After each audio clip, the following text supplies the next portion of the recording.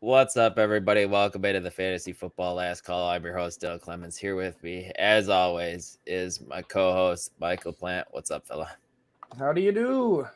Good. It was the last week of fantasy regular season for most leagues, man, and we're heading into fantasy playoffs after one more game on Monday night between New England and the Cardinals. But then after that, we're off to fantasy playoffs. You excited? Oh yes, big time. It's always fun Right getting to on. fantasy playoffs. It just sucks that it's almost over. Yeah, it does.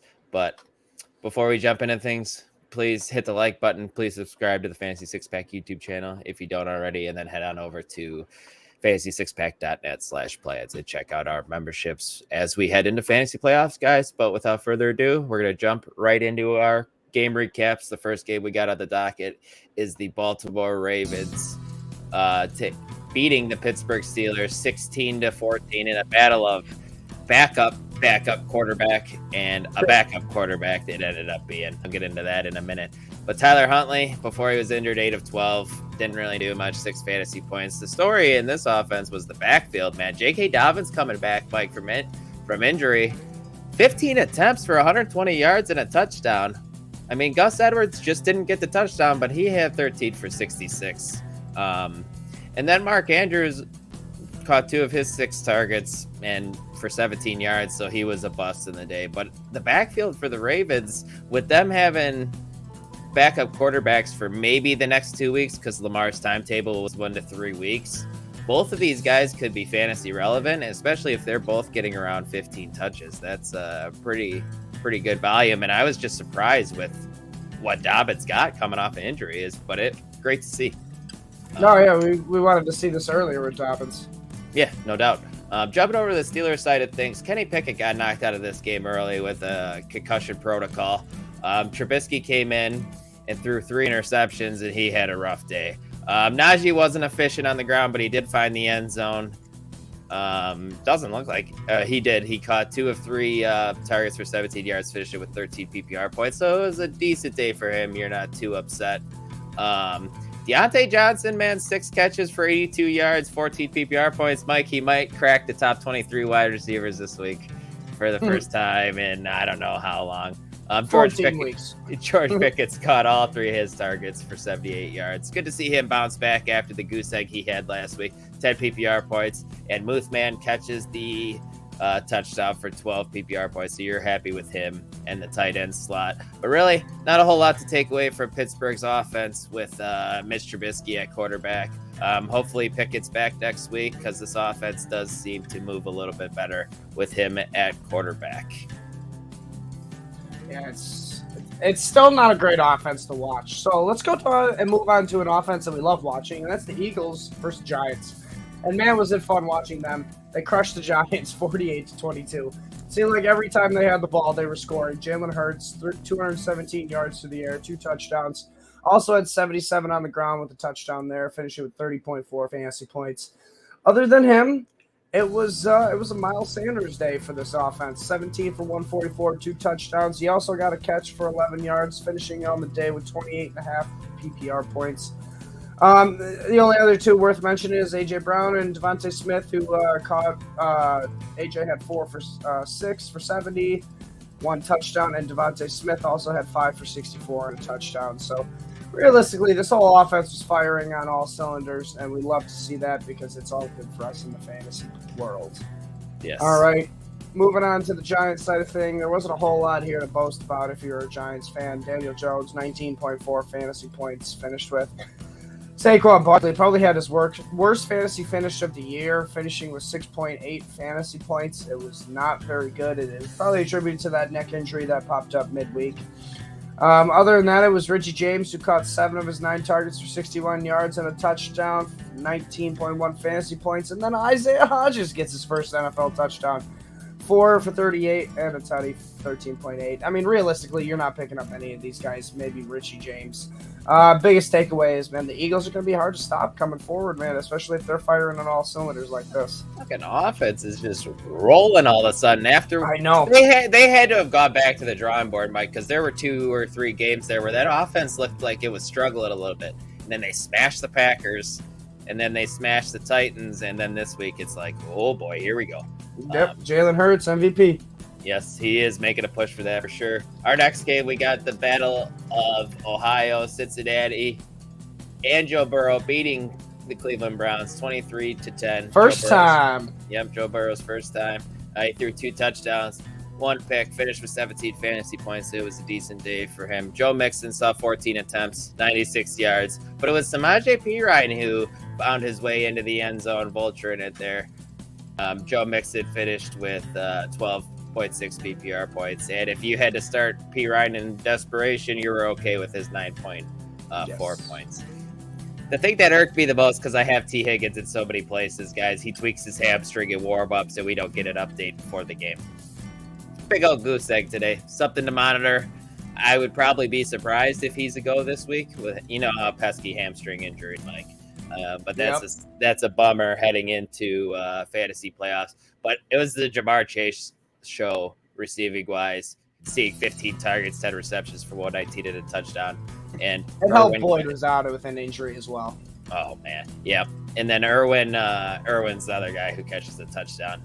But not a whole lot really to take out of this part of it. Chase is going to get his. Mixon is going to get his. You just wish he would have found the end zone. And Burrow's perfectly fine. So just monitor T. Higgins' injury heading into fantasy playoffs. That's the biggest worry here. On the Brown side of things, go ahead, Mike. I was just going to say him and Boyd. Yep. Him and Boyd.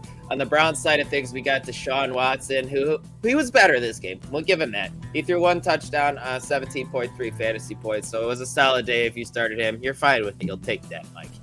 Nick Chubb really sputtering over the last few weeks. 14 attempts for 34 yards. Guys, caught all 3 of his targets, but finished with just 8.4 PPR points. Then the wide receivers, Mike. Donovan Peoples-Jones, 12 targets, catching 8 of them, 19 PPR points. Just a great day from him. It was Amari Cooper who struggled, 2 for 42, and David Njoku was awesome. We kind of talked about it on our podcast on Friday that we like Njoku with Deshaun Watson at quarterback as well. He caught 7 of his targets for 59 yards, and he found the end zone for 18 PPR. I just like Njoku in general. The guy, awesome. The touchdown that he had, Deshaun Watson did not throw him open. That was all Njoku making that touchdown. He's super athletic, man. And then we followed the money this offseason, and we knew that was one of our preseason calls. We liked Njoku coming in this season, so that's nice on us. So it's nice seeing him flourish. Yes. We'll move on to the Battle of Texas here. All right, and it was a battle, all right. The Houston Texans came in and gave Dallas a battle, only winning 27-23 for the Cowboys. Prescott finishing with 15.7 fantasy points. All in all, not a very good day for him. Ezekiel Elliott had 15 for 62, 1 on the ground, finishing with 17.1 fantasy points because he also got 3 receptions for 19 yards. That's something we haven't seen a whole lot this year. Tony Pollard an absolute lock that he was going to score a touchdown, Mike. Sorry to interrupt you, but go ahead. No, it is. It seems like he scores the touchdowns in the second half for some reason for the Cowboys. But Tony Pollard was the highest scoring guy here, 22.2 fantasy points. That's because he scored twice. He caught 4 of his 5 targets for 20 yards. Other than that, he didn't even get 100 total yards, but got 2 touchdowns. And then the leading target leader here was, believe it or not, Dalton Schultz. Caught 6 of his 10 targets for 87 yards, 14.7 fantasy points. CeeDee Lamb with a dud of a day, 5 for 33, only 8.3 fantasy points. Big takeaway here is the running backs are both relevant here again for the Cowboys. We'd like seeing that, but it does take a toll on the wide receivers. Moving on to the Houston Texans, Davis Mills was the starter. Jeff Driscoll played, so I mean, let's just throw out everything we know about the quarterbacks for Houston. Dameon Pierce, 22 for 78, got the touchdown finally. 11.8 fantasy points because he doesn't get involved in the passing game. Yeah, and he fumbled once again, and every time he does that, he doesn't get put back in the game. So, god damn it, man. But with Nico Collins and Brandon Cooks out, the leading target leader was Chris Moore here. 10 of 11 caught 124 yards, 22.4 fantasy points. And I just want to note here, Amari Rodgers gets cut by the Packers, goes to Houston, and gets his first NFL touchdown. 4 or 5 for 57. and a touch for 16 fantasy points. Biggest takeaway from there is stay away from that offense. What about Chris Moore if Nico Collins and Brandon Cooks are out once again next week? Is he fine? I don't think both of them are going to be out again, though. Okay. That's the thing. Because to have both of them out were like the stars aligning for him. Yep, agreed. We got our next game here. We got a divisional matchup in the AFC East. Buffalo Bills taking care of business against the New York Jets. 20-12. This game was a battle.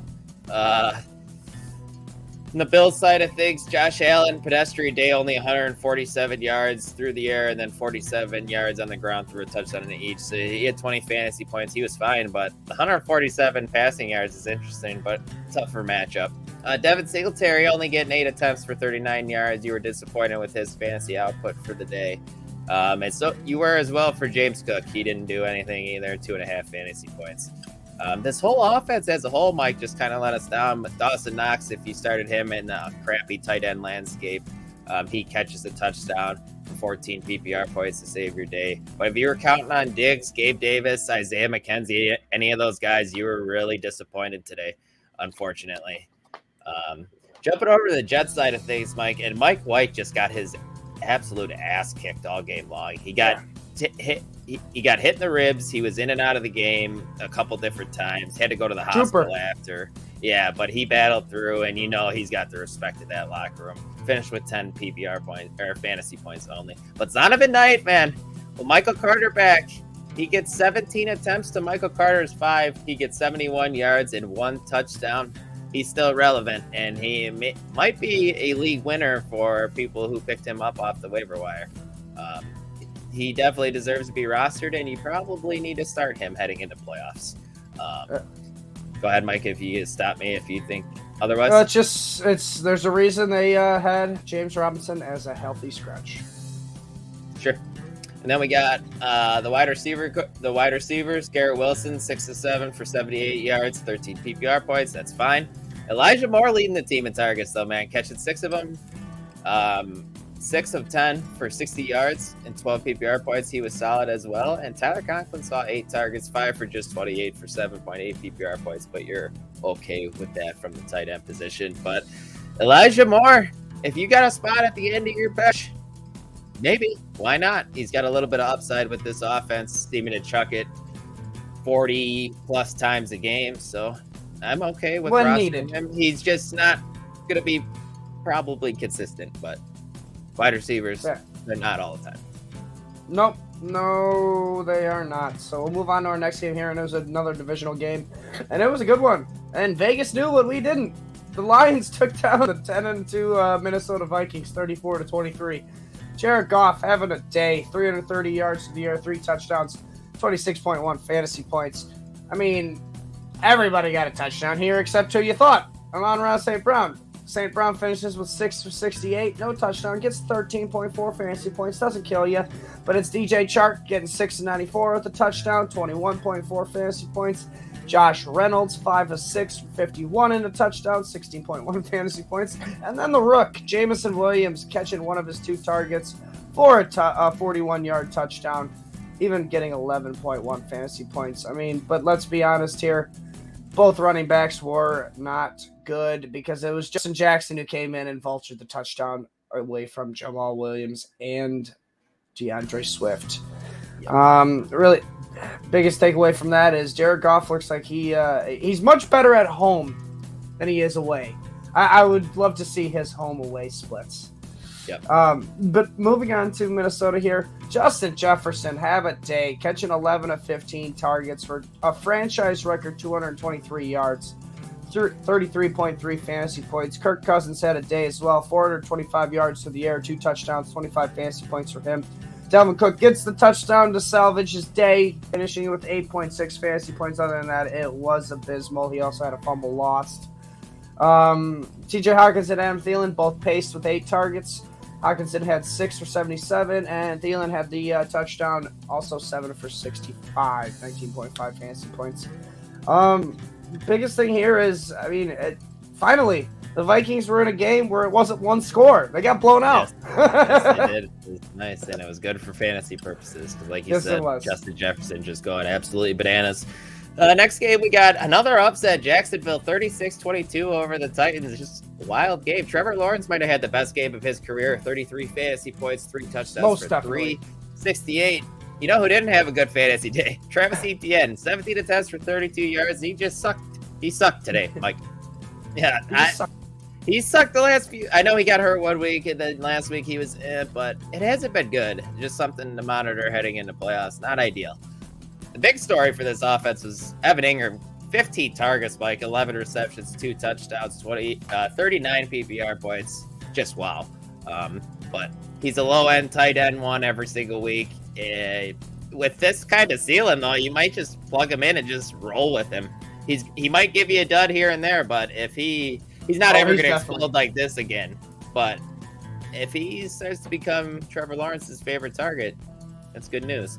Zay Jones caught 8 of 12. It was a Zay Jones day, again, catching 8 of 12 targets. I just wish he would give you some consistency, catching a touchdown as well.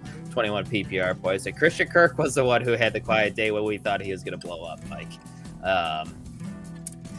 Yeah, but what are you going to do? The Titans side of things, Tannehill, 16 fantasy points. He was decent. And then you have Derrick Henry, 121 yards on the ground. Looked like he was just going to have a monster day, but then just slowed down in the second half because Tennessee was down most of the game. He also had a touchdown, finishing with 20 fantasy points. And then you have Austin Cooper catch all 5 of his targets, 68 yards, 11 PPR points. He was solid. Then you have Okonkwo catch the touchdown, 16.5 PPR points. Good day for him. And then you have Westbrook catching the other touchdown. But it was good to see Derrick Henry produce, and he usually does against Jacksonville in his career. But we were getting a little worried with him because of him struggling a few weeks. But this is his time of year, man, where he starts to explode and wins you fantasy championships. In the second half, though, this is duly noted. The second half, he was held to just 2 rushing yards. He got most of those yards in the first half. Yeah, so that was the scary part here. So Titans need to figure that out. My only takeaway here is Okonkwo seems to have been emerging as a streaming tight end down the stretch here for fantasy playoffs. Monitor that. But on to yet another divisional game, but this one was a fun one, a lot better than we expected. Kansas City taking down Denver 34-28. Mahomes had 3 touchdowns and, yes, 3 picks. 352 yards, finished with 22.8 fantasy points.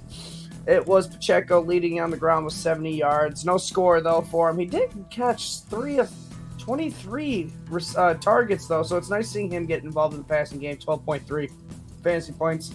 But it was Jerick McKinnon catching 7 of 9 targets, included a busted play for a touchdown, finishing 112 yards and a total of 2 touchdowns, 32.4 fantasy points.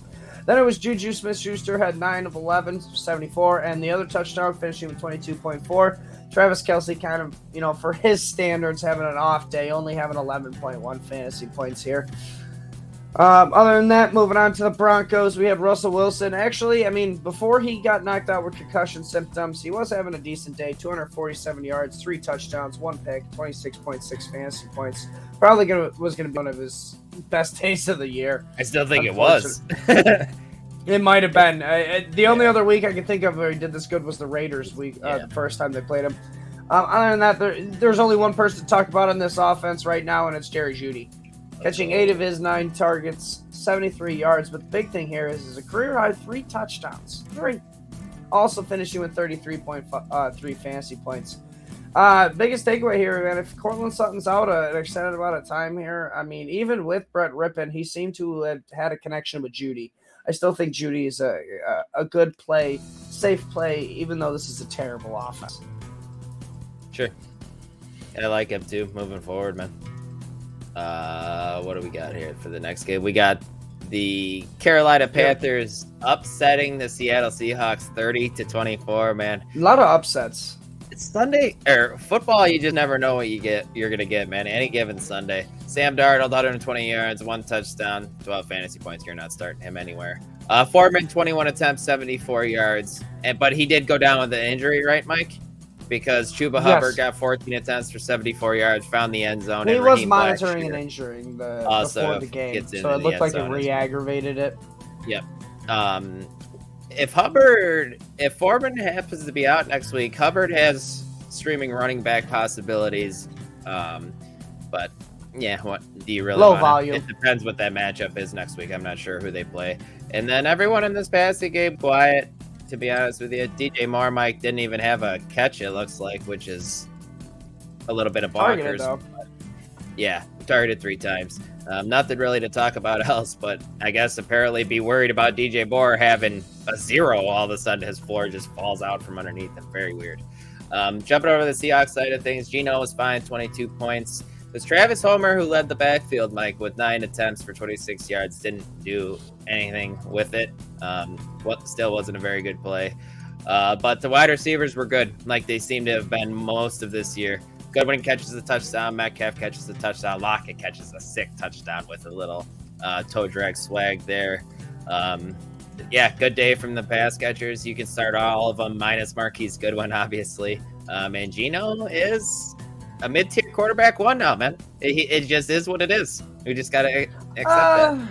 It does help that he's Ken doing Walker's out right now. It helps Ken Walker's out. They can't run the ball. That's why he's a mid-tier quarterback at the moment. And Ken Walker was trending to maybe playing-ish, so maybe he'll be back next week, and then we'll see. That's what's going to take the biggest hit to Geno's value, in my opinion. We've seen it before when Ken Walker first came onto the scene.